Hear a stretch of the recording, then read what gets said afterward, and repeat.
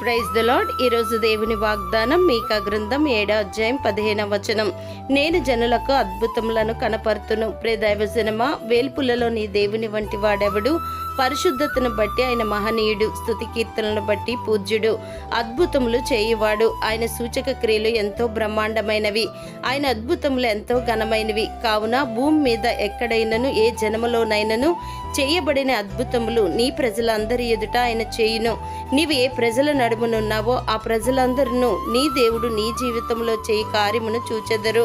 సూచక క్రియలను అద్భుతములను మన కన్నుల ఎదుట కనపరిచి తాను మనతో ప్రమాణము చేసిన దేశముననగా పరలోకమును మనకిచ్చి మనలను దానిలో ప్రవేశపెట్టుటకు ఆయన శక్తిమంతుడు. ఆయన మాత్రమే పరిశోధింపజాలని మహాకార్యములను అనగా ఎవడునూ తెలుసుకొనలేని మహత్తైన కార్యములను లెక్కలేనన్ని అద్భుత క్రియలను చేయువాడు.